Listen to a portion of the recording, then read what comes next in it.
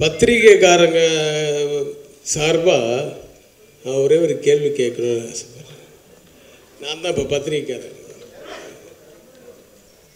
சும்மா கான்ட்ரவர்சிக்காகலாம் நான் இல்லை. ஏன்னா நான் 3 ஃபங்க்ஷன் வந்திருக்கேன். ஃபஸ்ட்டு 2 ஃபங்க்ஷன் நான் உடனே பேசிட்டு போயிட்டேன், வேறு வேலை இருந்ததுனால. இந்த ஃபங்க்ஷனில் ஃபுல்லாக இருக்கேன், எல்லோரும் பேசுகிற வரைக்கும் இருந்தேன். எல்லாருக்கும் நன்றி சொன்னீங்க. அது ஏன் மியூசிக் டைரக்டர் சந்தோஷ் நாராயணுக்கு மட்டும் நன்றி சொன்னீங்க. கேட்ட ஷூட்டிங் டேட்டில் எப்போ சார் பிரசாந்துக்கு கல்யாணம்னு சொல்லுங்கள் சார். படம் சக்ஸஸ் ஆகிடுச்சு இல்லை? அதாவது அந்தகன் படம் மக்கள்கிட்ட போய் எப்படி சேரணும், அதை எப்படி கொண்டு போய் சேர்க்கணுங்கிறதுல முக்கிய பங்கு வகித்த பத்திரிகை, ஊடகம், தொலைக்காட்சி அனைத்து நண்பர்களுக்கும் உறவுகளுக்கும் என்னுடைய மனமார்ந்த நன்றி. இன்றைக்கி நாங்கள்லாம் வெற்றின்னு சொல்கிறதுக்கு முக்கியமான காரணம், முதல் காரணம் நீங்கள் தான். நீங்கள் எழுதின அந்த ரிவ்யூஸ், நீங்கள் பாராட்டின அந்த படத்தை பற்றி பாராட்டினது, இது எல்லாமே தான் இந்த படத்தில் நடித்தவங்களுக்கும் படத்துக்கும் பெரிய அங்கீகாரம் கிடைச்சிது. இன்றைக்கி பெரிய வெற்றிக்கு காரணம், முக்கிய காரணம் நீங்கள் தான். அதில் அதாவது ஒரு படத்தை எவ்வளோ கஷ்டப்பட்டு எடுத்தாலும், அதில் எவ்வளோ பேர் என்னதான் நடிச்சிருந்தாலும் அதை கொண்டு போய் மக்கள்கிட்ட சேர்க்கறதில்ல, ரசிகர்கள்ட்ட சேர்க்கறதில்ல முக்கிய பங்கு உங்களுக்கு தான். இன்றைக்கி ரவி சார் சொன்னார், டைரக்டர் சார், பத்திரிகை உலகம் வளர்ந்துருக்குன்னு. எல்லாருக்குமே இவ்வளோ பேர் போக மாட்டாங்கிறது எனக்கு தெரியும். இது நம்ம ஃபங்க்ஷன்றதுனால தான் எல்லா பத்திரிகைக்காரனும் வரணும், எல்லா ஊடகம் வரணுங்கிறது என்னுடைய வேண்டுகோளை ஏற்றி இதை நிக்கிலால் மட்டும்தான் பண்ண முடியும். நிக்கில் இவ்வளோ பேரை இங்கே அசம்பிள் பண்ணி எல்லாரையும் பேஷண்ட்டாக வர வச்சு பண்ணுறதுக்கு காரணமே அவருடைய உழைப்பு, அவருடைய ஓட்டம், அவர் ஆட்டம், அந்த செயல், அந்த சக்தி. அவருக்கு இறைவன் நீண்ட ஆயுளையும் திடகாத்திரத்தையும் கொடுக்கணும்னு கேட்டுக்கிறேன். அடுத்ததாக நான் இந்த படத்தில் நடித்த எல்லாருக்கும் அவங்க இதில் அவங்க எல்லாமே கைதேர்ந்த நடிகர்கள். இப்போ நீங்கள் செம்மலர் பார்த்தீங்கன்னா ஒரு சின்ன கேரக்டர், அந்த பையனுடைய அம்மாவாக நடிச்சிருக்கோம். ஒரு யூனிவர்சிட்டி பாய் ஒருத்தர் இருப்பான், அவனுக்கு மதராக நடிச்சிருக்கோம். அதனுடைய டைலாக் டெலிவரியை பார்த்தீங்கன்னா ரொம்ப ஒரு எக்ஸ்பீரியன்ஸ்டு, ஒரு 20-30 படம் பண்ண எக்ஸ்பீரியன்ஸில் பேசுவாங்க. இல்லையேடா இங்கே வச்சேன்டா, அந்த சொல்கிற அந்த ஸ்லாங்கு, அந்த ஸ்டைல் எல்லாமே ரொம்ப நல்லாயிருக்கும். அதே மாதிரி சின்ன கேரக்டர் பண்ணது கூட பெரிய பெரிய ஆர்டிஸ்டாக யூஸ் பண்ணோம் அந்த படத்தில். இப்போது நம்மளோட இன்றைக்கி மனோபாலா சார் இல்லை. இந்த படத்துக்கு மெயினாக அதாவது ஆடியன்ஸ் ரொம்ப ரசித்து சிரிக்கிற இடம் எல்லாமே மனோபாலா சாருடைய டைலாக்ஸும் அந்த டைலாக் டெலிவரியும். அதுக்கு அடுத்ததாக வனிதாவுக்கு எனக்கு அதை காஸ்ட் பண்ணும்போதே தெரியும், இந்த கேரக்டரை இதை தவிர வேறு யாராலும் பண்ண முடியாது. எங்கள் ஆஃபீஸ்க்கு என்னை மீட் பண்ணும்போது நான் சொன்னேன்னா, இந்த கேரக்டர் நான் வேறு யாரையுமே திங்க் பண்ணல, உன்னை தான் முதல்ல கூப்பிட்டு பண்ண வைக்கிறேன் அப்படின்னும்போது அது நம்பலை. சரி, ஏதோ எல்லா இண்டஸ்ட்ரியில் எல்லாம் சொல்கிற மாதிரி இவரும் ஏதோ சொல்கிறான்னு நினச்சிருக்கேன்.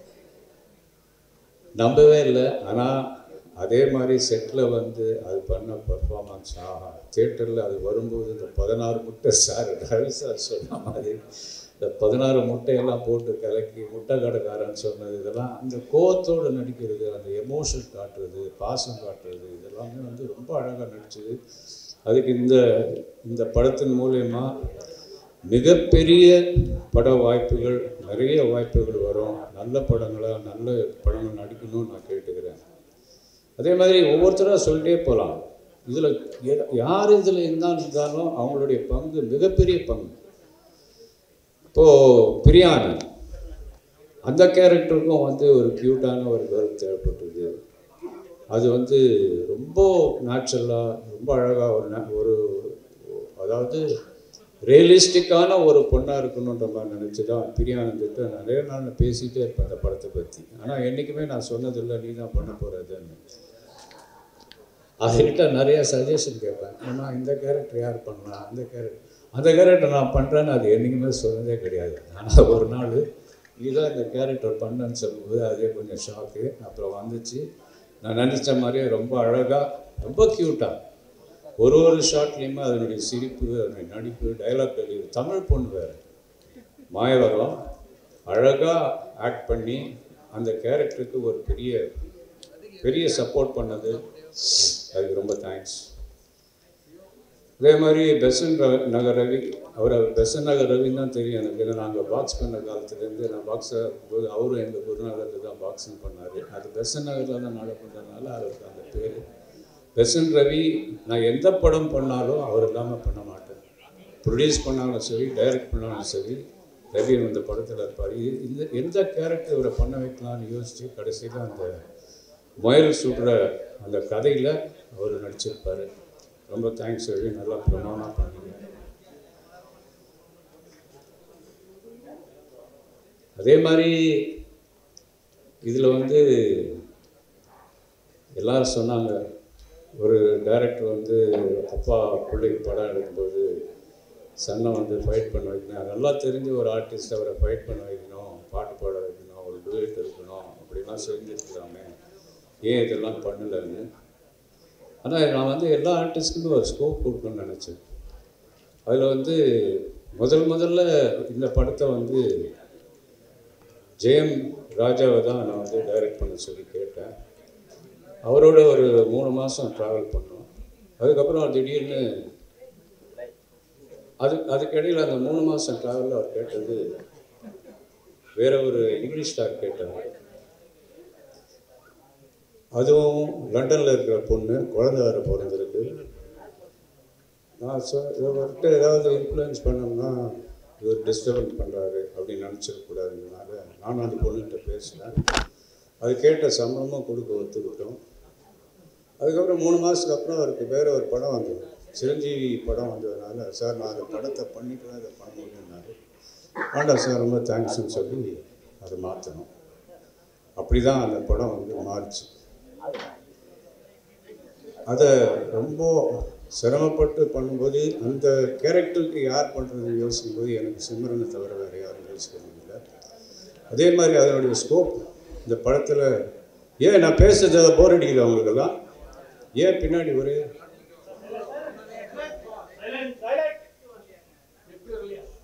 அதே மாதிரி சிம்ரன் இந்த படத்தில் ஒரு மிகப்பெரிய சப்போர்ட் இந்த படத்துக்கு, அந்த கேரக்டருக்கு ஒரு பெரிய லைஃபு. அதனுடைய எக்ஸ்பீரியன்ஸ் எல்லாம் இந்த படத்தில் போட்டு தமிழை அழகாக புரிஞ்ச ஒரு பொண்ணு. இன்றைக்கி இன்னும் அழகாக தமிழ் பேசுது, எனக்கே ஆச்சரியமாக இருக்குது. இவ்வளோ தமிழை அது கற்றுக்கிட்டது ஒரு அப்ரிஷியேட்டிவ் ஒரு விஷயம். அதனுடைய பர்ஃபார்மன்ஸ் இந்த படத்தில் வேறு லெவலுக்கு கொண்டு போச்சு. அதனுடைய போர்ஷன்ஸ் எல்லாமே ரொம்ப அழகாக பண்ணிருந்துச்சு. அதுக்கு ரொம்ப தேங்க்ஸ். அப்புறம் டைரக்டர் ரவிக்குமார் சார், அவர் டைரக்டர் ஏற்கனவே பிரசாந்த் கூட தமிழ்னு ஒரு படத்தில் பண்ணியிருப்பார். அது ஹரி அவர்கிட்ட அசிஸ்டண்ட்டாக இருந்ததுனால அவரை ரிக்வெஸ்ட் பண்ணி நடிக்க வச்சார். அதுக்கப்புறம் இவரை நான் அந்த கேரக்டருக்கு திங்க் பண்ணப்போ பெரிய டைரக்டர் இவர் நான் கேட்டால் ஒத்துக்குவார இல்லையான்னு ஒரு டவுட் இருந்தது. ஆனால் நான் கேட்ட உடனே வந்தார். அதே மாதிரி அவர் போர்ஷன் எல்லாம் எக்ஸ்ட்ராடினரி பர்ஃபார்மன்ஸ், ஒரு நேச்சுரல் பர்ஃபார்மன்ஸ் இருந்தது. ஒரு ரியலிஸ்டிக்காக அவருடைய டைலாக் டெலிவரி ஆகட்டும், அவருடைய அந்த வாக்கிங் ஸ்டைலு எல்லாமே ரொம்ப நேச்சுரலாக இருந்தது. அவருடைய இன்புட்ஸ் நிறையா இருந்தது இந்த படத்தில். அவங்க கூட நடித்த ஊர்வசி சொல்லவே வேண்டாம், அவரே சொல்லுவார் அடிக்கடி, நடிப்பு ராட்சசன். அவருடைய போர்ஷன்ஸ் எல்லாம் தியேட்டரில் ரொம்ப என்ஜாய் பண்ணுறாங்க. கூட யோகி பாபு, இப்படி பல ஆர்டிஸ்ட். சமுத்திரக்கனி அவர் நிறையா படங்களில் கேரக்டர் ஆர்டிஸ்ட், நெகட்டிவ் ரோல்ஸ் இதெல்லாம் பண்ணால் கூட இந்த படத்தில் ஒரு வித்தியாசமான ரோல் பண்ணார். அவர் எங்கேயுமே நான் இதை பண்ண மாட்டேன்னு சொல்ல, ஒரு டாய்லெட்டில் பாத்ரூமில் அவர் ஆஃப் ட்ரவுசர் போட்டு ஏற்றி உட்கார வச்சுருப்பேன். அதெல்லாம் அவர் யோசிக்கவே இல்லை. என்ன சொன்னாலும் கேட்டார், என்ன செய்ய சொன்னாலும் செஞ்சார். அவருக்கும் இந்த சக்ஸஸ் பார்ட்டி மூலிமா என்னுடைய நன்றிகளை தெரிவிச்சுக்கிறேன். ரவிக்குமார் சாருக்கு என்னுடைய மனமார்ந்த நன்றி. நீங்கள் இந்த படத்தில் நடித்து இந்த படத்தை வேறு லெவலுக்கு கொண்டு போனதுக்காக நான் உண்மையிலேயே ரொம்ப சந்தோஷப்பட்டேன். நன்றி. இன்னும் நிறைய ஆர்டிஸ்ட் இதில் இருக்காங்க, உங்களை ஒருத்தராக சொல்லிகிட்டே போகலாம். பிரசாந்த் என்னதான் சன்னாக இருந்தாலும் மகனாக இருந்தாலும் இந்த படத்தில் வந்து அவருக்கு எந்த படம் நடித்தாலும் டைரக்டர் என்ன சொல்கிறாரோ அதை மட்டும்தான் கேட்பார். தனக்கு இதை இப்படி பண்ணட்டுமா அப்படி பண்ணட்டுமான்னு எந்த காலத்துக்கும் சொன்னதே கிடையாது, நான் கேள்விப்பட்டிருக்கேன். இதே மாதிரி இந்த படத்துலையும் நான் ஜாஸ்தி அவர்கிட்ட போய் இதை பண்ணோம் அது பண்ணுன்னு சொல்லலை. நேச்சுரலாகவே ஒரு பியானோ வாசிக்கணும்னா, பிகாஸ் இது பேசிக்கலி பியானோ ட்ரெயின் பாய். அந்த பியானோ வாசிக்கிறதா இருக்கட்டும், அந்த கண்ணு தெரியாத மாதிரி நடிக்கட்டும், எல்லாமே ஒரு செல்ஃப் மோட்டிவேட்டட் ஒரு ஆர்டிஸ்ட், நேச்சுரல் ஆர்டிஸ்ட். அவருடைய ரோலை ரொம்ப அழகாக பண்ணி இந்த படத்துக்கு வந்து ஃபைட் இல்லை சாங் இல்லைன்ற குறையெல்லாம் இல்லாமல் அவருடைய நடிப்பாற்றலால் இந்த படத்தை பெரிய சக்ஸஸ் பண்ணியிருக்காரு. மகனாக இருந்தாலும் அவருக்கும் என்னுடைய நன்றி. இது மாதிரி சொல்லிகிட்டே போகலாம். இந்த படத்தில் ஒர்க் பண்ண ஆர்ட் டைரக்டர், நானும் ஒரு ஆர்ட் டைரக்டர் தான், அதுக்காக நான் அவரை போய் இது பண்ணுன்னு சொன்னதில்லை. பிரமாதமாக செட்டு, ஒவ்வொரு செட்டையுமே அவருடைய வந்து டே அண்ட் நைட்டு பார்க்காம வந்து ஒர்க் பண்ணி பெரிய லெவலில் பண்ணார் செந்தில் ராகவன். அவருக்கு என்னுடைய நன்றி வாழ்த்துக்கள். ஃபைட் மாஸ்டர் ராம்குமார், அந்த தம்பி வந்து பிரசாந்த் கூட வந்து ட்ரைனிங்லேருந்து அவருடைய ட்ரைனிங்கில் வளர்ந்து இன்றைக்கி ஸ்டண்ட் மாஸ்டர் ஆகி 35-40 படம் பண்ணியிருந்தா கூட இந்த படம் கூப்பிட்ட உடனே, ஏன்னா எனக்கு ரொம்ப நாள் மனசில் இருந்தது, இந்த மாதிரி நம்ம காம்பவுண்ட்லேயே வளர்ந்த ஒரு ஸ்டண்ட் ஆர்டிஸ்ட்டை நம்ம ஏன் யூஸ் பண்ணக்கூடாது. அப்புறம் கூப்பிட்டு வந்து அதே மாதிரி ரொம்ப பொலைட்டாக அழகாக சொன்னதெல்லாம் செஞ்சு கொடுத்துட்டு போனார். ஒவ்வொரு டெக்னீஷியனுமே, சவுண்ட் இன்ஜினியர் லக்ஷ்மி நாராயண் ஆகட்டும், எடிட்டர் ஆகட்டும், காஸ்டியூம் டிசைனர்ஸ், எங்களுடைய production executive Anand, production manager, அப்புறம் அசிஸ்டன்ட் டைரக்டர்ஸ் என் கூட ஒர்க் பண்ணவங்க, அசோசியேட் டைரக்டர், இவங்க எல்லாருக்குமே இந்த ஃபங்க்ஷன் மூலிமா என்னுடைய நன்றிகளை தெரிவிச்சுக்கிறேன். அப்புறம் முக்கியமாக சொல்லணுன்னா, இந்த படத்தினுடைய மெயின் ஹீரோ யாருன்னா ரவி யாதவ். அவருடைய கேமராவில் இந்த படத்தை வந்து வேறு லெவலுக்கு கொண்டு போய் எல்லாரையும் பார்க்குற மாதிரி பிரமாதமாக பண்ணி ஒரு நியூ டெக்னாலஜி இந்த படத்தில் அடாப்ட் பண்ணார். அதுதான் பார்க்குறவங்களை ஈர்க்கிற மாதிரியான ஒரு விஷயம். பார்க்கவங்களை கவர்ந்து இந்த படம் வந்து கிளாஸியாக இருக்குது, ரொம்ப அழகாக இருக்குன்னு சொல்கிறது காரணம் ரவி. அப்புறம் ஒரு சாங் வந்து நாங்கள் ராக் ஸ்டார் அனிருத்தை வச்சு பாட வச்சோம். அது கூட வந்து மக்கள் செல்வன் விஜய் சேதுபதி அவர் அந்த பாட்டை பாடியிருப்பார். இந்த சாங்கை யாரை வச்சு கொரியோகிராஃப் பண்ணலான்னு நினைக்கும் போது பிரபுதேவாட்ட கேட்டேன், நீங்கள் இந்த சாங்கை கான்செப்ட் பண்ணி இது கொஞ்சம் பண்ணி கொடுங்கன்னா அவரும் வந்து ஒத்துக்கிட்டார். ஆனால் சம்பளம் வாங்க மாட்டேன்னு மறுத்துட்டார். அவருக்கு அசிஸ்டண்ட்டாக சாண்டியை வச்சுக்கிட்டு இந்த பாட்டை வந்து டர்னாக்கா சாங்கை வந்து மிகப்பெரிய இன்றைக்கி வந்து ஒரு வைரலாக போயிட்டுருக்க சாங்கு. அவங்க எல்லாருக்குமே நான் நன்றி சொல்லிக்கிறேன். அதே மாதிரி மறுபடியும் சொல்கிறேன், இன்றைக்கி நம்ம சக்ஸஸ் பார்ட்டி நடத்துகிறோன்னா அதுக்கு மெயின் காரணமே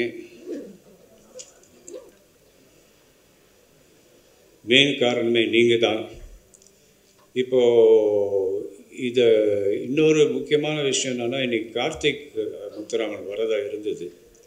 அவருக்கு ஒரு சின்ன ஒரு காலில் அடிப்பட்டதுனால அவர் ஹாஸ்பிட்டலில் இருக்கார், வர முடியல. அவரும் உங்கள் எல்லாருக்கும் நன்றி சொல்ல சொன்னார். அவர் மூலயமா இந்த நன்றியை தெரிவிச்சுக்கிறேன். இப்போது எல்லாருக்கும் மீண்டும் ஒரு முறை மனமார்ந்த என்னுடைய நன்றிகளை தெரிவிச்சுக்கிறேன். இன்றைக்கி இங்கே வந்ததுக்கு ரொம்ப சந்தோஷம். Thank you very much.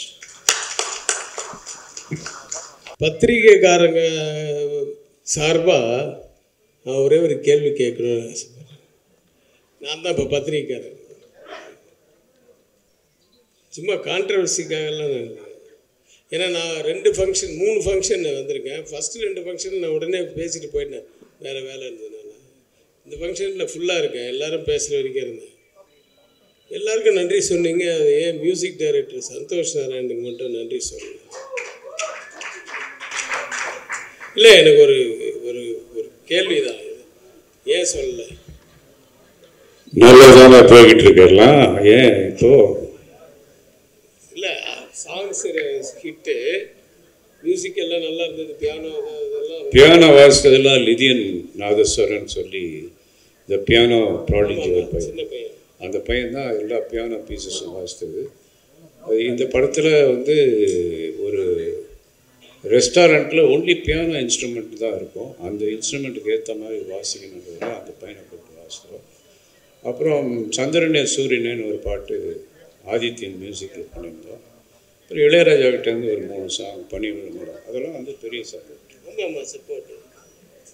Santhosh Narayan அதானே சார் சொன்னேன், நல்லா தானே போயிட்டு இருக்கலாம், சந்தோஷமாக இருக்கு. ஏன் சார் கேட்ட ஷூட்டிங் டேட்டில் எப்போ சார் பிரசாந்துக்கு கல்யாணம்னு சொல்லுங்க சார். படம் சக்ஸஸ் ஆயிடுச்சு இல்லை?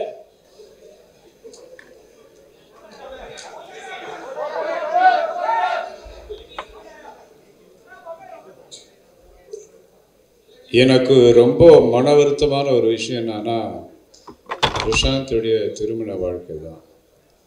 அது வந்து டெய்லி அவங்க அம்மாவாக இருக்கட்டும், நானாக இருக்கட்டும், அது யோசிக்காத நேரம் இல்லை, நாள் இல்லை.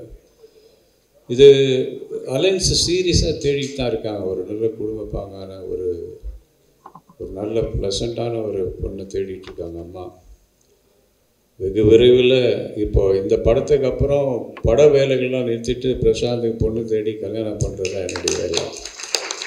சார் என்னை மறுபடியும் ரிமைண்ட் பண்ணதுக்கு ரொம்ப தேங்க்ஸ். கண்டிப்பாக பண்ணிடுறேன் சார்.